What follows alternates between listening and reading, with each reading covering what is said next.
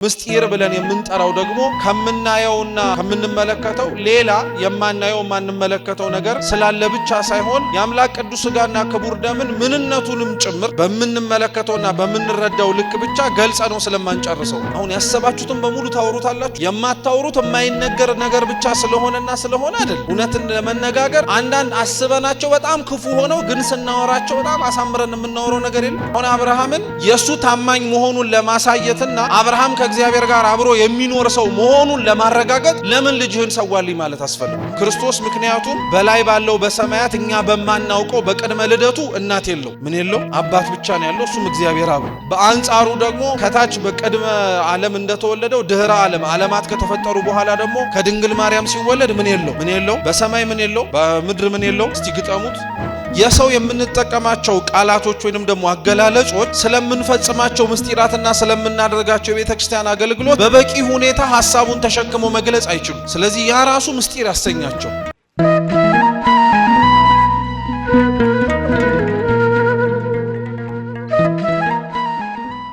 የምንማረው ትምህርት አባታችን እንዳሉት ምስጢራዊ ቁርባንን ነው። በእጃችሁ ካለው የማስታወሻ ደብተር በተጨማሪ ያው ነጥቦችን ነው እያነሳን ሁሌም እንደምናደርገው የምንማረው። ስለዚህ ለትምህርታችን መነሻ አድርገን የምንጠቀምበት የመጽሐፍ ቅዱስ ክፍል የቅዱስ ማቴዎስ ወንጌል ምዕራፍ 26 ከቁጥር 27 ጀምሮ ያለው የመጽሐፍ ቅዱስ ክፍል ለመንባብ ይሆናል። እሱን አነብላችሁና ከዛ ወደ ትምህርታችን እንሄዳለን። አምላካችን በጉባኤያችን መሃል ተገኝቶ እንዲያስተምረን አይነ ልቡናችንንም እንዲያበራልን የእርሱ ቅዱስ ፈቃድ ይሁንልን። ሲበሉም ጌታችን ኢየሱስ ህብስቱን አንስቶ ባረከ፣ ቆረሰ፣ ለደቀ መዛሙርቱም ይህ ሥጋዬ ነው እንኩ ብሉ ብሎ ሰጠ። ጽዋውንም አንስቶ አመስግኖ ሰጣቸው፣ እንዲህም አለ፣ ሁላችሁም ከእርሱ ጠጡ፣ ኃጢአትን ለማስተሰረይ ስለ ብዙዎች የሚፈስ የሐዲስ ኪዳን ደሜ ይህ ነው። ስለ ቃሉ የአምላካችን የልዑል እግዚአብሔር ስም የተመሰገነ ይሁን። የማቴዎስ ወንጌል ምዕራፍ 26 ከቁጥር 27 እስከ 28 ያለውን የመጽሐፍ ቅዱስ ክፍል ነው ያነበብነው። ወንጌላት እንግዲህ መጠቅለያና መደምደሚያ ሐሳባቸው የአብዛኞቹ በሚባል ደረጃ የጌታችን የመድኃኒታችን ኢየሱስ ክርስቶስ ከስቅለቱ በፊት በነበረው የመጨረሻይቱ የምሴተ ሐሙስ የራት ምሽት ላይ ጌታችን መድኃኒታችን ኢየሱስ ክርስቶስ ተላልፎ ሳይሰጥ አስቀድሞ ቅዱስ ሥጋውንና ክቡር ደሙን ለደቀ መዛሙርቱ በህብስትና በወይን አድርጎ እንደሰጣቸው እንዳቀበላቸው ነው። ይህንን ምስጢር ቤተክርስቲያናችን ለእምነቷ መሰረታዊያን ናቸው ብላ አምና ከምትቀበላቸው ከዶግማ ትምህርቶቿ መካከል አንዱ አድርጋ መድባ ምስጢረ ቁርባን ብላ ታስጠናዋለች። ቁርባን ቃሉ የሱርስት ነው። ቁርባን ቀጥተኛ አቻ ትርጓሜው አመሃ ስጦታ ተብሎ ሊተረጎም ይችላል። በመጽሐፍ ቅዱስ ግን ቁርባን የሚለውን ቃል ብንፈልገው ግን አመሃ ስጦታ ተብሎ ብቻ ሲተረጎም አናገኘው። ቁርባን በኦሪት ዘሌዋውያን ላይ ጌታችን ልዑል እግዚአብሔር ለእስራኤላውያን ሊያቀርቡለት የሚሻውን መስዋዕትንና ሊያቀርብለት የሚሻውን ስጦታዎች ሲያቀርቡለት ከተጠቀማቸው ቃላቶች መካከል አንዱ ቁርባን የምትለዋን። እስቲ ቁርባን በሉ። ቁርባን በብሉይ ኪዳን ጊዜ ላይ የእህል መስዋዕት ማለት ነው። ቁርባን ማለት በብሉይ ኪዳን ጊዜ የእህል መስዋዕት ተብሎ ነው የሚጠራው እና አንድም እኛ ቤተክርስቲያናችን ውስጥ ምስጢራዊ ቁርባን ብለን ስናስተምር ወይም ቤተክርስቲያን ስታስተምር ስለ ክርስቶስ ቅዱስ ሥጋና ክቡር ደም ስንናገር ቁርባን የሚለውን ቃል ነው አይደል መጀመሪያ የምንጠቀመው። እና ቁርባን እንዳልኳችሁ ትርጉሙ የምን መስዋዕት ማለት ነው? የእህል መስዋዕት ማለት ነው። ለአምላክ ሥጋና ደም መስዋዕት አድርገን በቤተ መቅደስ የምናቀርበው። አሁንም ክርስቶስ ደግሞ በዚህች ባነበብኩላችሁ የመጽሐፍ ቅዱስ ክፍል ላይ ሲጠቀም ያየነው ስንዴውና ወይኑ የምን ውጤቶች ናቸው? የእህል ውጤቶች ናቸው አይደለ? ስለዚህ ቁርባን የእህል ውጤት ስለሆነ ቁርባን ብለን የምንጠራበት የመጀመሪያው ምክንያት ይሄ ነው። ሁለተኛው የክርስቶስን ቅዱስ ሥጋና ክቡር ደም ደግሞ መስዋዕት ብለን እንጠራዋለን። ብዙ ጊዜ ላይ ያው ምስጢረ መስዋዕት ብለን አንጠራው፣ ምስጢረ ቁርባን ነው የምንለው። ግን ስለ ክርስቶስ ሥጋና ደም ስናወራ ግን የክርስቶስን ሥጋና ደምን መስዋዕት ብለን እንጠራዋለን። መስዋዕት ደግሞ በብሉይ ኪዳን ጊዜ ላይ ለእንስሳ ወይም ደግሞ ለከብት የሚቀርብ ማንኛውም አይነት ለእግዚአብሔር የሚቀርብ መባ መስዋዕት ተብሎ ነው የሚጠራው። ስለዚህ ልብ በሉ፣ ቁርባን የምን መስዋዕት ነው አልኳችሁ? የእህል ነው። መስዋዕትስ የእንስሳ ነው። ስለዚህ የጌታን ሥጋና ደም ስንጠራ ቁርባንም እንለዋለን፣ ምንም እንለዋለን፣ መስዋዕትም እንለዋለን። መስዋዕት የምንለው ክርስቶስ ከኛ ወይንም ደግሞ በተለየ መልኩ ደግሞ ከመቤታችን ከንጽሕት ድንግል ማርያም ከነፍሷ ነፍስን ብቻ ሳይሆን ከምኗ ምንንም ነስቷል። የሥጋ ጠባዩ ደግሞ ልክ እንደ እንስሳውያን ሁሉ የሚደማ ወይንም ደግሞ የሚነካ የሚዳሰስ የሚጨበጥ ነው አይደለ? ስለዛ ፋንታ መስዋዕት ብለን እንጠራዋለን፣ ቀጥተኛ ትርጉሙ ማለት ነው። ቁርባን ደግሞ የምንለው ክርስቶስ እንዳልኳችሁ አንስቶ በምሴተ ሐሙስ ለደቀ መዛሙርቱ እንኩ ብሎ ሲብሎ የሰጣቸው ህብስትና ወይን ደግሞ የምን ውጤት ስለሆነ የእህል ውጤት ስለሆነ የጌታችንን ቅዱስ ሥጋውንና ክቡር ደሙን ቁርባን መስዋዕት እያልን እንጠራዋለን ማለት ነው። ቁርባንን ይሄ ማለት ነው ካልን በተወሰነ መልኩ እንመለስበታለን። ምስጢር የሚለውን ቃል ደግሞ አሁንም ያው እንደለመድነው የተወሰኑትን ማንሳት አለብን። ይሄ ምስጢር የሚለው ቃል ለአምስቱም አዕማደ ምስጢራት ተደጋጋሚ የምናነሳው ቅጽል ነው። ምስጢር ብለን ለቁርባን የምናነሳበትን ምክንያት እንደ ቀድሞዎቹ ተመሳሳይ ነው። አንደኛ ቁርባንን ምስጢር ብለን የምንጠራው በሚታየውና በሚዳሰሰው አይነት መልክ የምናቀርበውን መስዋዕት ወይንም ደግሞ ቁርባንን ወደ አምላክ ቅዱስ ሥጋና ወደ አምላክ ክቡር ደም ሲለወጥና ሲቀየር ምን ስለማናረገው ስለማናየው ስለማንመለከተው ያንን ነገር ወይንም ደግሞ ይሄንን የአምላክ ቅዱስ ሥጋና ክቡር ደምን ምስጢር ነው ብለን እንጠራዋለን። ሁለተኛ የአምላክ ቅዱስ ሥጋና ክቡር ደምን የምናስተምርበትን ይሄንን ትምህርት ደግሞ ምስጢር ብለን የምንጠራው ደግሞ ከምናየውና ከምንመለከተው ሌላ የማናየው የማንመለከተው ነገር ስላለ ብቻ ሳይሆን የአምላክ ቅዱስ ሥጋና ክቡር ደምን ምንነቱንም ጭምር በምንመለከተውና በምንረዳው ልክ ብቻ ገልጸ ነው ስለማንጨርሰው። ብዙ ጊዜ ላይ ምስጢር ሲባል እኛ ለአእምሯችንም ቅርብ የሆነው አሁንም ተደጋጋሚ ስንማረው የሚመጣልን እንዳልኳችሁ በቃ በሚታየው አገልግሎት የማይታይ ነገር እናገኛለን የሚለው ነው አይደል? ሁለተኛው ግን በቤተ ክርስቲያን ውስጥ ምስጢር የምንለው የሰው የምንጠቀማቸው ቃላቶች ወይንም ደግሞ አገላለጾች ስለምንፈጽማቸው ምስጢራትና ስለምናደርጋቸው የቤተ ክርስቲያን አገልግሎት በበቂ ሁኔታ ሐሳቡን ተሸክመው መግለጽ አይችሉም። ስለዚህ ያ ራሱ ምስጢር ያሰኛቸው እኛ በምናወራው በምንናገረው ወይም በምናስተምረው ብቻ ሳይሆን ከዛም በላይ ልንመረምረው ልንገልጸው የማንችል ነገር እየተከናወነ እየተደረገ ነገር ስለሆነ ምስጢር ብለን እንጠራዋለን ማለት ነው። እየሰማችሁኝ ነው? ጥሩ። ስለዚህ ስለ ቁርባን ስለ መስዋዕት ከቃል ፍቺ አንጻርና ምስጢር ተብሎ ለምን እንደሚጠራ ይሄንን ነጥብ መያዝ አለብን። አንደኛው።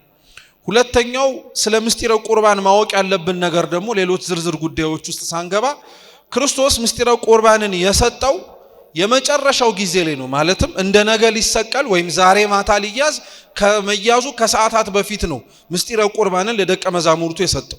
ለምን መዘግየት አስፈለገው? ይሄን ያልንበት ምክንያት ምን መሰላችሁ? አምስቱ አዕማደ ምስጢራትን ታውቋቸዋላችሁ አይደል? ምስጢረ ሥላሴ፣ ጥምቀት፣ ስጋዌ እንዲሁም ደግሞ ቁርባን አለ። ከቁርባን በኋላ ምን አለ? ትንሣኤ ሙታን አለ። የሚገርማችሁ ክርስቶስ በዚህ ምድር ላይ የተመላለሰ ሲያስተምር አብዛኞቹን ምስጢራት ሲያስተምራቸው ወይንም ደግሞ ሲፈጽማቸው እዛው ላይ ያደረጋቸው ነገሮች አሉ። ምሳሌ ከአምስቱ አዕማደ ምስጢራት ምስጢረ ሥላሴ የምንማረውም ነው የምንሳተፈውም ጭምር ነው። እስኪ የምንማረው በሉ ደግሞ ምን የምናረገው?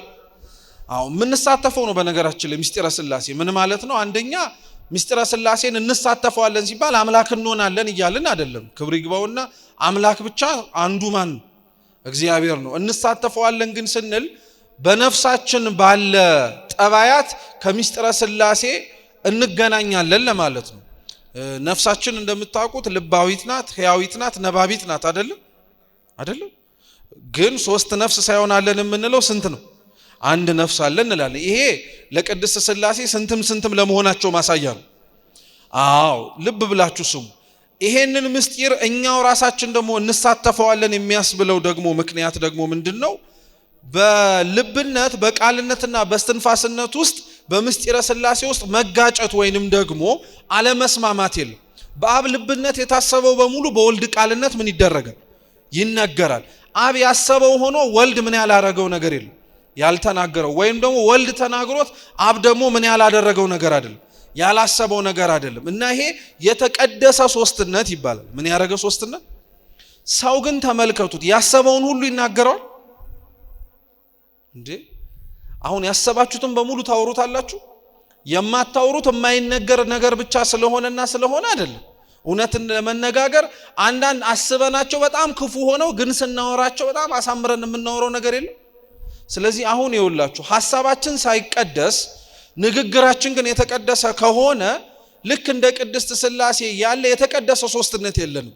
እኛ ያልተቀደሰ ሶስትነትን ያለን አሁንም ሐሳባችን ይዋሻል፣ ንግግራችን ይለማመጣል፣ አነፋፈሳችን ወይንም ደግሞ የተናገርነውን ቃል አስጠብቀንና አጽንተንም ጭምር የምናስቀጥለው እንደ ሁኔታው።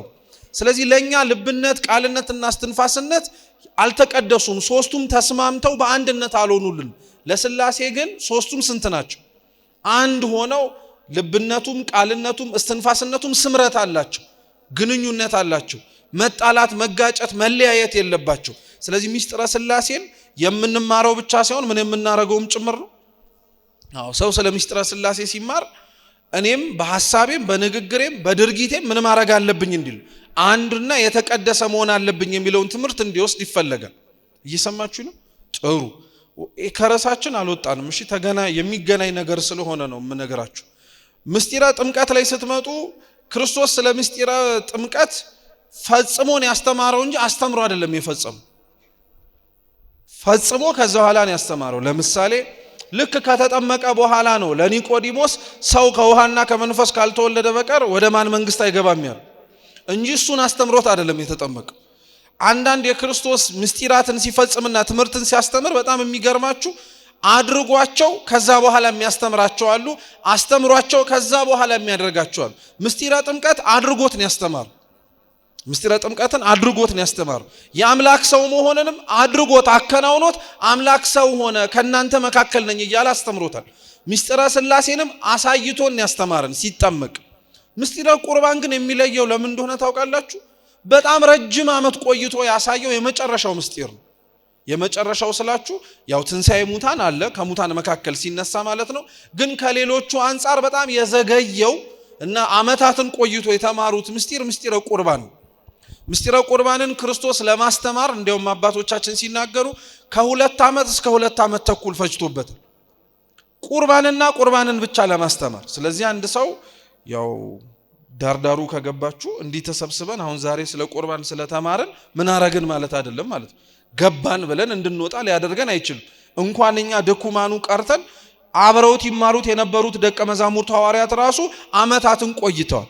ለምንድን ነው ምስጢረ ቁርባን እንደዚህ በጣም ትኩረት ተሰጥቶ ዓመታት ፈጅቶ የተማሩበት ሲባል አንደኛ ምስጢሩ ለመቀበል ቀላል ስላልሆነ ነው። ክርስቶስ ሰው ሆኖ ስለ ምስጢረ ቁርባን ሲያስተምር ምኔን ነው ብሉኝ እያለ ያለ፣ ምኔን ነው ጠጡኝ እያለ ያለ። እንኳን ለሚማረው ለሚያዳምጠው ሰው ራሱ ይሄ በጣም ከባድ። ለዛ ነው ክርስቶስ የሚገርማችሁ የዮሐንስ ወንጌል ምዕራፍ 6 ላይ ሲያስተምር ከሰማይ የወረደ ሕይወት እንጀራ እርሱ እንደሆነ ስጋውን መብላት እንዳለባቸው ስጋውን ያልበላ የዘላለም ሕይወት እንደሌለው ሲናገሩ አብረው ይሰሙ የነበሩ ሰዎች ተረበሹ ይላል። አይሁድ እነሱ በመረበሻቸው ያን ያክል አንደነቅም። ያውም አንደነቀው ለምንድን ነው?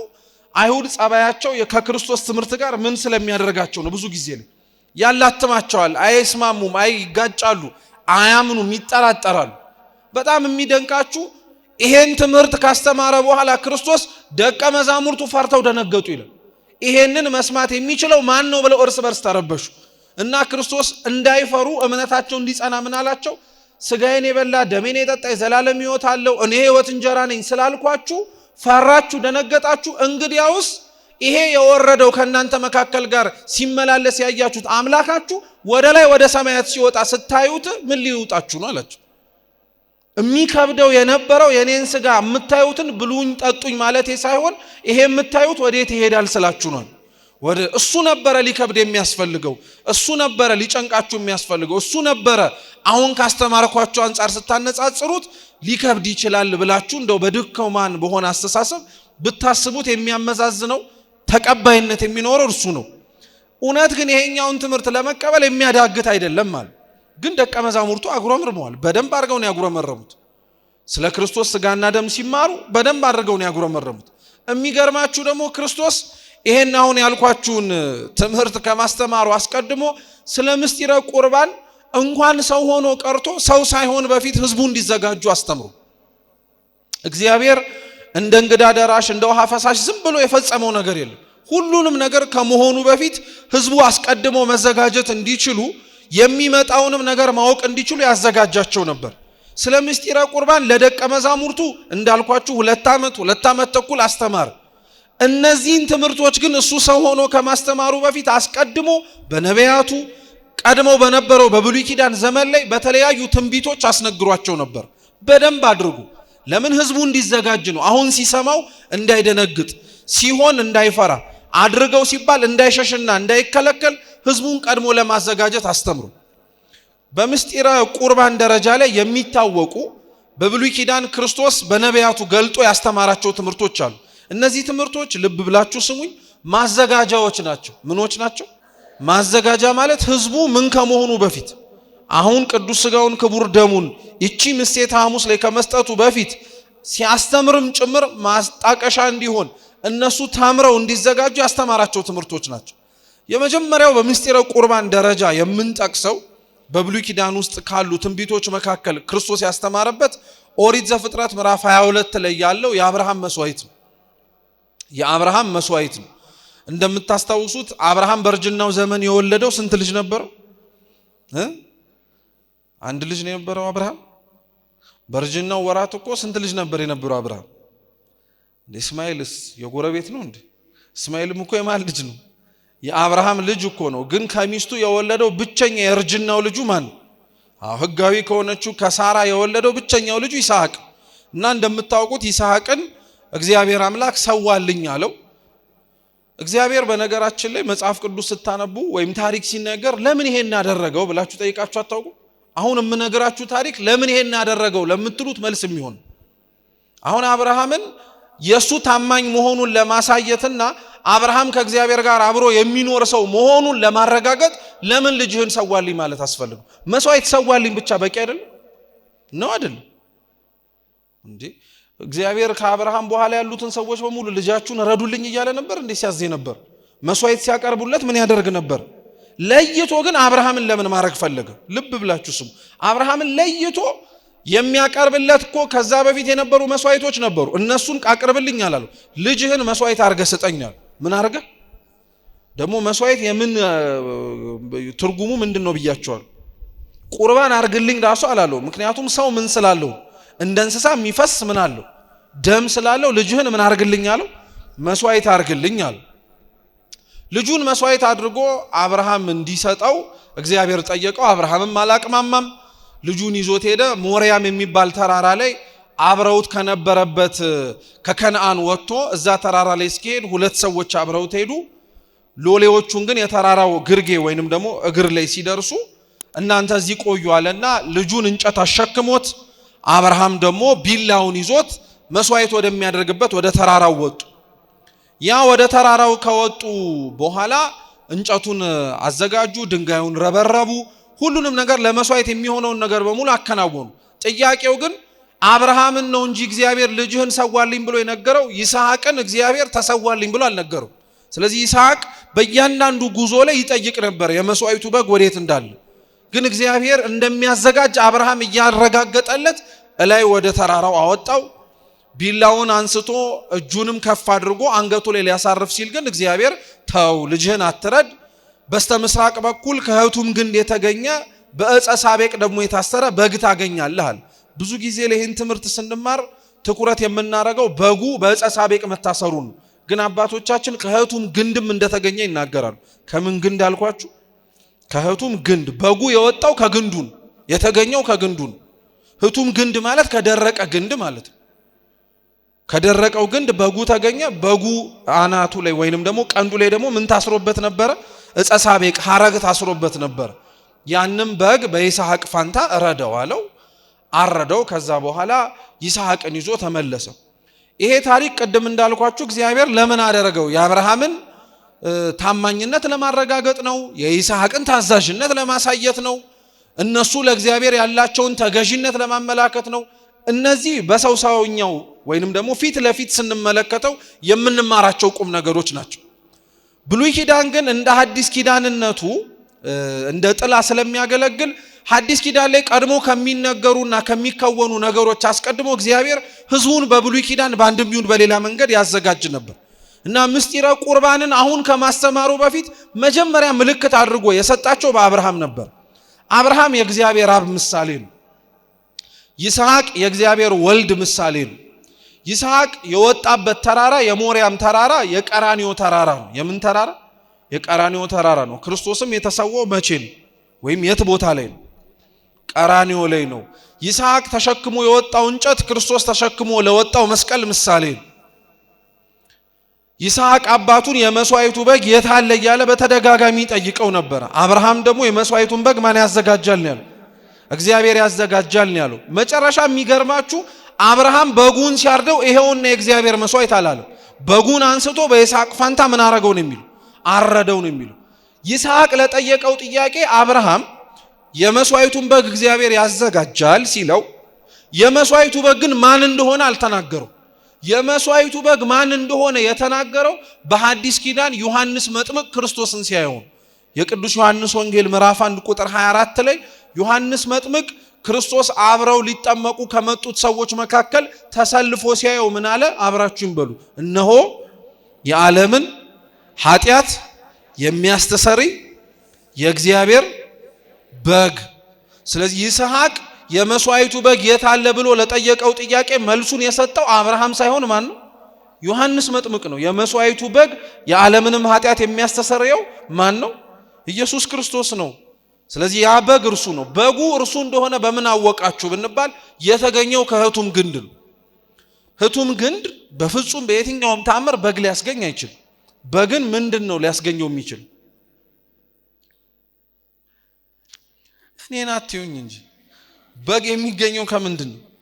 ከበግ ነው እንጂ እንጨት በግን ቢያስገኝ ኖሮ ሁላችሁም በቤታችሁ ምን ነበር የምትተክሉት? እንጨት ተክላችሁ ስትቆርጡት ምን ይወጣል? ግን አይደለም። በግ የሚወጣው ከምንድን ነው? አሁን ግን ይሄኛው በግ የተገኘው ከህቱም ግንድ ነው፣ ከደረቀ ግንድ ነው። የደረቀ ግንድ የተባለው ዘር ያልተዘራባት የእመቤታችን ማህፀን ምሳሌ ነው። ከዛ ማህፀን በግ የተባለው ማን ተወለደ? ክርስቶስ ተወለደ ማለት ነው።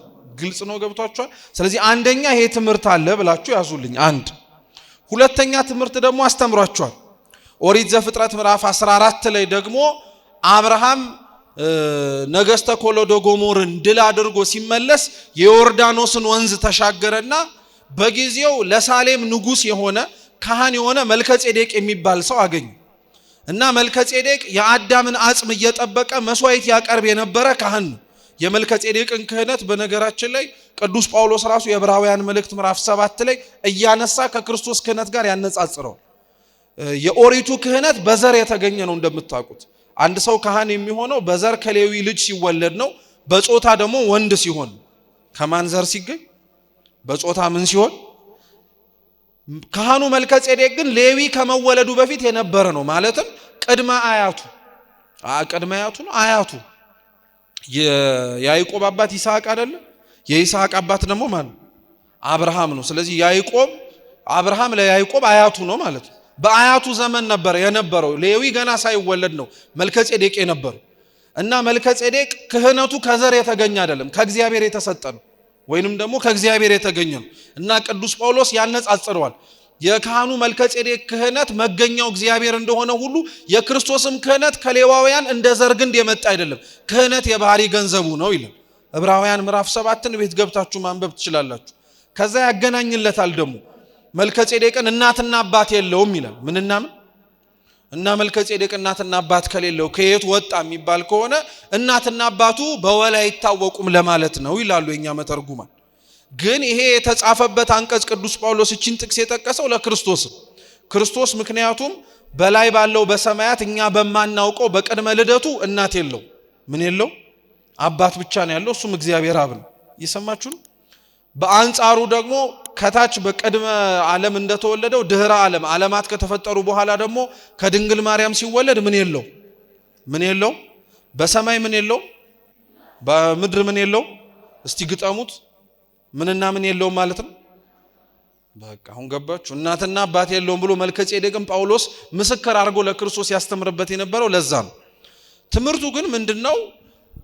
አብርሃም ነገስታቱን ድል አድርጎ ከመጣ በኋላ የዮርዳኖስን ወንዝ ተሻግሮ ለካህኑ መልከጼዴቅ ህብስትና ወይን ሰጠው። ምንና ምን ሰጠው? አሁን ክርስቶስ አንስቶ ቅድም ቆረሰ ጠጥቶ አጠጣ ያልኳችሁ ምንና ምንድን ህብስትና ወይን እኮ ነው። አብርሃም ህብስትና ወይን ይዞ መጣ። ከዛ በኋላ ለመልከጼዴቅ ሰጠው መስዋዕት እንዲያደርግና እንዲያቀርብለት። መልከጼዴቅም የአብርሃምን መስዋዕት ተቀብሎ ደስ ተሰኘ። በአዳም አጥንት ላይ ወይንም ደግሞ በአዳም አጽም ላይ አድርጎ ልክ እንደ ታቦት ማለት ነው መስዋዕቱን አሳረገለት ወይንም ደግሞ አቀረበለት። ይሄ ክርስቶስ አሁንም ቅድም ያልኳችሁን ብሉኝ ጠጡኝ ከማለቱ በፊት ለህዝቡ ያስተማረበት ቅድመ ትምህርቶች ናቸው ይላሉ እኛ ሊቃውንተ ቤተ ክርስቲያን። አብርሃም የዮርዳኖስን ወንዝ እንደተሻገረ ዮርዳኖስ የጥምቀት ምሳሌ ነው። ሰዎች ቅዱስ ሥጋውን ክቡር ደሙን የሚቀበሉት በ40 በ80 ቀን ምን ካረጉ በኋላ ነው። ሳይጠመቅ የሚቆርብ ሰው የለም። አሁን እናንተ የምትቆርቡት ወይም ቁረቡ የምትባሉት መጀመሪያ ምን ስላረጋችሁ ስለተጠመቃችሁ ነው ማለት ነው። ጥሩ። ሌላው እዚህ ላይ የምትማሩት ትልቁም ነገር ደግሞ ምን መሰላችሁ? ከጥምቀት በኋላ ቅዱስ ቁርባን እንዳለ ብቻ ሳይሆን ህብስቱንና ወይኑን ይዞት የመጣው መልከጼዴቅ ነው ወይስ አብርሃም? ማን ነው? አብርሃም ነው። ትምህርት ነው በነገራችን ላይ። ለመስዋዕት የሚሆነውን መገበሪያ ስንዴ፣ ለመስዋዕት የሚሆነውን ወይን ዘቢብ የሚያመጡት እነማን ናቸው? ምዕመናን ናቸው ለማለት ነው። አሁን ዛሬ ቤተ መቅደስ ውስጥ መስዋዕት አድርገው የሚቀርበውን ህብስት፣ መስዋዕት አድርገን የምናቀርበውን ዘቢብ የሚያመጡት እነማን ናቸው? ምዕመናን ናቸው። ምዕመናን ያመጡትን ልክ እንደ አብርሃም ማለት ነው በማን እጅ ደግሞ እግዚአብሔር ይቀበለዋል? እንደ መልከጼዴቅ ባሉ ካህናት ይቀበለዋል። እንደ አዳም አጽም ባለ ታቦት ላይ ያሳርፈዋል። ከዛ በኋላ ጸሎትን ጸልዮ ወይም ቅዳሴ ቀድሶ ከዛ በኋላ ምን ያደርገዋል? ቅዱስ ሥጋውን ክቡር ደሙን እንድንቀበል ያደረገናል። ሁለተኛው ይሄ ነው። ሶስተኛው ኦሪት ዘጸአት ምዕራፍ 12 እስከ 14 ያሉት ታሪክ ላይ የምናገኘው የፋሲካው በግ ነው። የምኑ በግ? የፋሲካው በግ ነው። ይሄም ክርስቶስ አስቀድሞ ያስተማረው ትምህርት ነው። አሁን ነገራችሁ ነገሮች በሙሉ ከሐዲስ ኪዳን ጋር እያገናኘ ነው አይደል? የአብርሃምን ታሪክ በዮሐንስ መጥምቅ አገናኘ ነው። እየሰማችሁ ነው? የአብርሃምን ታሪክ በማን አገናኘ ነው? በዮሐንስ መጥምቅ። ሁለተኛ ያነሳ ነው የማንን ታሪክ ነው? የአብርሃምን ወደ መልከጼዴቅን መሄድን ደግሞ በቅዱስ ጳውሎስ የዕብራውያን መልእክት ምዕራፍ 7 እንድንመለከተው አረግን። አሁን ሶስተኛ ደግሞ የምኑን በግ ነው ያነሳ ነው? የፋሲካው በግ ነው። የፋሲካው በግ እስራኤላውያን ከግብጽ ባርነት ሲወጡ መጨረሻ የነበረውን ሞተ በኩር እንዲያመልጡ እግዚአብሔር ያዘዛቸው መቅሰፍቱን ማለፊያ መንገድ ነው። መልአከ ሞት ይመጣል። በጉን ጠብሰው ያልበሉትን ደሙን ደግሞ መቃንና ጉበኑ ላይ ያልቀቡትን ምልክት የማያገኝባቸውን እየገባ ያገላቸዋል ወይንም ደግሞ ነፍስ ስጋቸውን ይለያል ተብሎ ተነገረ። እስራኤላውያን መልአከ ሞት ይመጣበታል በተባለበት ምሽት ላይ ነውር ነቀፋ የሌለበትን ማለትም ደግሞ ያላረጀ ያልደከመ ያልተበላሸ በግ አረዱ። መጽሐፍ ቅዱሳችን በዝርዝር ይጠቅሰዋል። ጥርሱ ያልተሰበረ፣ ጸጉሩ ከመንገድ ብዛት የተነሳ ያልጠቆረ፣ ሰኮናው ከመንገድ ብዛት የተነሳ ያልተሰነጣጠቀ፣ ቀንዱ ያልዘረዘረ፣ ብዙ በመጋጨት ወይም ደግሞ በመታገል ያልተበላሸ ማለት ነው። በጣም ጥሩ የሚባል በግ ከነሱ መካከል ለዩና እረዱት፣ ስጋውን ጥበሱት። ከጠበሳችሁት በኋላ ደሙን መቃንና ጉበኑ ላይ ቀቡት። ልብ ብላችሁ ስሙ። ስጋውን ጥበሱት፣ ደሙን መቃንና ጉበኑ ላይ ቀቡት። ስጋውን ከመብላታችሁ የተጠበሰውን ስጋ ከመብላታችሁ በፊት መራር የሆነ ቅጠል ምላሳችሁ ላይ ያስቀምጡ። ስጋውን አሁንም ከመብላታችሁ በፊት ጫማችሁን አርጉ፣ ልብሳችሁን አድርጉ፣ ጓዛችሁን ወይንም ደግሞ የምትይዙትን ነገር በሙሉ ሰብስቡ። እጆቻችሁ ላይ በትሮቻችሁን ይዛችሁ የተጠበሰውን ስጋ ቶሎ ቶሎ ብሉት አላቸው። መራር ቅጠሉን ከበሉት በኋላ ማለት ነው። ከዛ በኋላ ታሪኩን እንደምታውቁት ያንን አድርገው ደሙንም መቃንና ጉበኑ ላይ ቀቡ። መልአከ ሞት መጣ። ግብፃውያን ላይ የነበሩትን ልጆች የመጀመሪያ ልጆቻቸውን ገደለ። እስራኤላውያን ግን አለፉ ይባላል። ይሄ ታርዶ የተበላውና ከሞት የዳኑበት በግ የክርስቶስ ምሳሌ ነው። አሁንም እኛ አይደለንም ይሄን እንደዚህ ያለው። እየሰማችሁ ነው? እኔ አይደለሁም፣ የሆኑ ሰውዬም አይደሉም። ይሄንን ብሎ ያስተማረው ቅዱስ ጳውሎስ ነው። ቅዱስ ጳውሎስ የአንደኛ ቆሮንቶስ መልእክቱ ምዕራፍ 10 ላይ ምን ይላል? ፋሲካችን ክርስቶስ ታርዶልናልና ይላል። ፋሲካችን ማን? ስለዚህ ያኔ የታረደው በግ ብቻ እንዳይመስልህ፣ ያ ፋሲካው ላይ የታረደው በግ የማን ምሳሌ ነው እያለ ነው? የክርስቶስ ምሳሌ ነው እያለ ነው። በጉ ክርስቶስን የሚመስልባቸው መገለጫዎች አሉ። በጉ ነውር ነቀፋ የሌለበት በጣም በጥንቃቄ የተመረጠ ነው አይደለ? ክርስቶስም ነውር ነቀፋ ኃጢአት የሌለበት ከእመቤታችን ከድንግል ማርያም የተገኘ ልጇ ነው ለማለት ነው። ልብ ብላችሁ ስሙ። በጉን እረዱት አለ። ከዛ በኋላ ስጋውን ምን አርጉታል? እስኪ ጥበሱት በሉ። ጥበሱት። ስጋውን መጥበስ ማለት መቀቀል ይችሉ ነበር፣ ያው መብላት ከሆነ ጉዳዩ። ግን እንዳትቀቅሉት ያለው የተቀቀለ ስጋ በጣም እሳት ሲመታው ይፈርሳል፣ ወይንም ደግሞ ከአጥንቱ ጋር መጣበቅ አይችልም፣ ወዲያውኑ እየተነሳ ይወድቃል። አትቀቅሉት ያላቸው ክርስቶስ ሰው ከሆነ በኋላ በመቃብር በገባበትና በሞተበት ጊዜ ላይ ስጋው አልፈረሰም፣ አልበሰበሰም።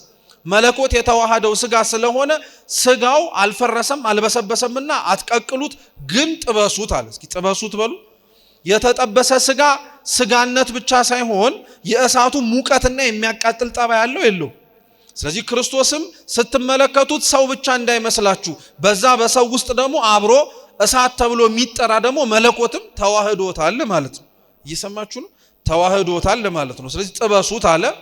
ስትበሉት ደግሞ ከመብላታችሁ በፊት መጀመሪያ መራር ቅጠል ምን አላችሁ ላይ አድርጉ ምላሳችሁ ላይ። መራር ቅጠል የተባለው ክርስቶስ ቅዱስ ስጋውን ክቡር ደሙን ከመስጠቱ በፊት ወይንም ደግሞ ከመሰቀሉ በፊት የተቀበላቸው የ20 ሰዓታት የመከራው ምሳሌዎች ናቸው። ዛሬ በነገራችን ላይ ይሄንን ምሳሌ አድርገን ነው ቤተክርስቲያናችን ውስጥ አንድ ሰው ቅዱስ ስጋውን ክቡር ደሙን ከመቀበሉ በፊት ከ15 እስከ 18 ሰዓት እንዲጾም ይደረጋል አይደል? አፉ ላይ ምን እስኪሰማው ድረስ ምሬቱ የመጣው ከዚህ ነው ህጉ።